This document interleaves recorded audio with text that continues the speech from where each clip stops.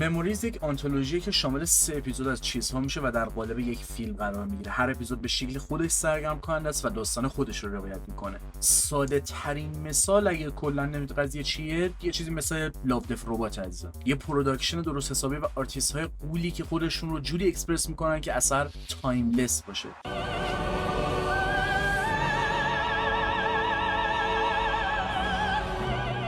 تو همین سری از اسمهای بزرگی میشه نام برد: کوجی موریموتو، ساتوشی کون، تنسای اوکامورا، کاتسوهیرو اوتومو، کاواجیری به عنوان سوپروایزر و کلی اسم دیگه که ممکنه جای انداخته باشن. خود یوکو کانو با صدای زیباش که تحت تاثیر پوچینی بوده و اجرای اپراتیکش جدی بودن و تنش و طبیعت اپیزود اول رو شکل دیگه‌ای میکنه که توصیف نکردنیه.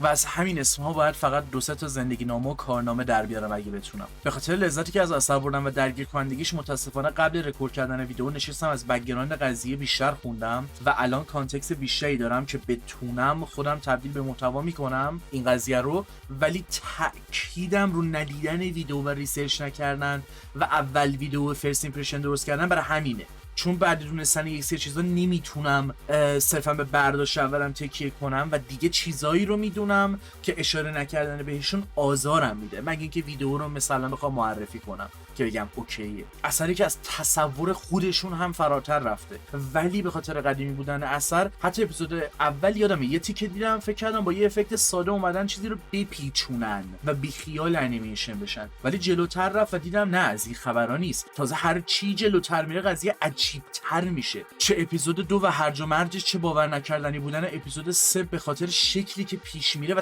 تقریبا بدون کاته. پشت صحنه قضیه و اینکه چه شکلی یک سری چیزا رو درآوردن باعث میشد مثلا سوت بکشه قبل اینکه حتی بخواد انیمیشن دیجیتالی بشن و سی جی کمک بگیرن. یک چیزایی درآوردن که واقعا اچیومنته، ولی چیزی نیستش که بگم با مرور زمان مثلا فراموش شده یا نمیتونید متوجهش بشید. یک سری جاها واقعا زیباست، یعنی اصلا از سی جی هم استفاده کردن یه سری جاها. اونطوری که من خوندم یه جایی بوده که میگفت برای یک شات به خصوص برای تست کردنش یا یه هفته ما باید صبر می‌کردیم رندر بشه که اگه اشتباهی داشت دوباره اون کار بکنیم. اصلا قبل دونستن این چیزا هم این انیمیشن دیدنش تو 2024 باز لذت بخش بود. اصلا اولین متنی که نوشتم با همون شروع و موقع دیدن اپیزود 1 این بود که تصور این که میخوام بگم از هر اثر 1980 تا 2000 انتظار دارم اینقدر زیبا باشه، ولی نمیتونم به آثار جدید اعتماد کنم که با هر بودجه اینقدر کوالیتی داشته باشن. عجیبه. قطعا محدودیت‌های خودشون رو دارن، ولی راه‌های خلاقانه‌ای رو استفاده میکنن برای روایت و اجرای چیزی که میخوان. چیزی غیر عمد یا اشتباه یا اون حالت تکنیکال لیمیتیشن به نظر نمیاد که او که اصلا معلومه محدودیت داشتن، اصلا معلومه نتونستن در بیارن. حتی اندینگ اثر یا در از پایان اپیزود 3 هم یهو کارت میخوره تو کردیت که چیز عجیب و غریبی نیست، اما به نظر غیر عمد نمیاد. بازم یه جنگی که اصلا معلوم نیست با کیه و تاثیرگذاره، از شکل کات خوردنه و یهو تمام شدن هم حتی تاثیرگذاره، اینطوری که همین چرا اینطور یهو همینطوری تمام شد. و این حسن نه بخاطر اینکه بده، چون یه سری موقع وقتی اینو میگه اصلا بده، صرفا میگم تجربه متفاوتی ازش داشتیم و چیزایی رو تریگر میکرد که خود اثر هم مثل یک خاطر میمونه. در برخورد اول زیباست، ولی تا دست میزنی به خاکستر تبدیل میشه و هرچی بیشتر عمق میگیره چیزی بیشتر از خرابی و سیاهی نیست، یک زندگی و خاطره که صرفا یک نمایشنامه و اجرای زنده است برای بقیه که همینطوری براش دست میزنن، انگار نه انگار. یک سازه زنده و این توهم، این اصلا چیزایی که توی اپیزود 1 باش بازی میکنه یک اپراییه که تا عمق روان فریاد میکشه، جیغ میزنه که آزاردهنده نیست، شکارت میکنه. 45 دقیقه گذشت و حسن حس نکردی. حتی حس نکردن گذر زمان و شکل تجربه ما هم انگار بخشی از داستان و تجربه و این خاطرات بود تو اپیزود اول. عجیبه کلا. و به نظرم این ویدیو کافیه. حالا درسته که اونقدر چیز نکردم، ولی خب این ویدیو بیشتر حالت معرفی داره. در نتیجه نمیخوام تا اونجا که میشه خیلی اسپویل کنم و خیلی نرم میخواستم بیشتر صحبت کنم، مخصوصا راجع به اپیزود 1. و از اونجا که ویدیو پروداکشن و اینا یکم دیدم، شاید وقت بذارم با دیتیل بیشتری سراغشون بیام، شاید صرفا یه قدم جلوتر، نه حالا اونقدر و خنده سازی و پرونده توری، یا یه ویدیو میدم هر 3 اپیزود رو کلا تو خودش جا بده و هوی اسپویلر سنگین‌تر بیشتر راجع بهشون صحبت کنم، یا جدا جدا ویدیو بدم. حالا اصلا ویدیو چطوری باشه، چطور اون مسیر رو طی کنم، راجع به چه چیزایی صحبت کنم، به خصوص پروداکشن خود اثر یا چیزایی که ازش الهام گرفته و تاریخچه‌ای که این شکل هنر داره. حالا میخواد استیم پانک باشه، یک چیز روانشناختی باشه، بعد ببینیم چی میشه. صرفا میتونم پیشنهاد کنم که سراغ این اثر برید. اپیزود 1 اپرا و روانشناختی، اپیزود 2 گوز و جاز. حالا به نظر احمقانه است ولی چون حالت کمدی کم داره اینجوری دارم که این بهترین حالتیه که میشه تعریفش کرد، گوز و جاز.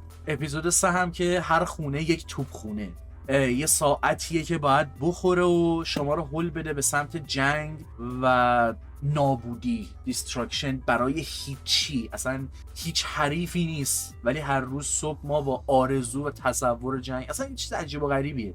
یعنی واقعا با چیز خوبی طرف بودم.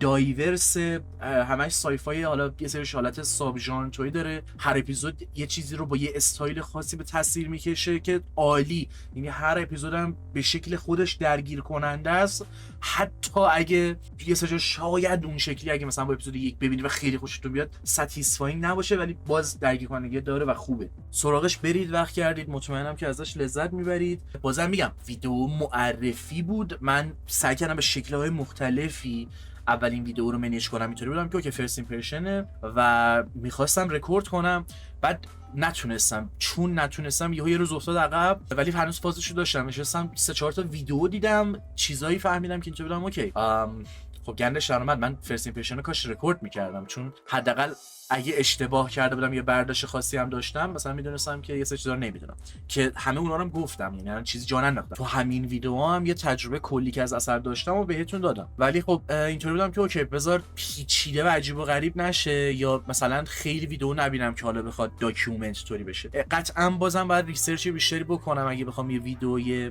مجلل‌تر یا حالا فکت توری درست کنم از پروداکشن قضیه اینجور چیزا.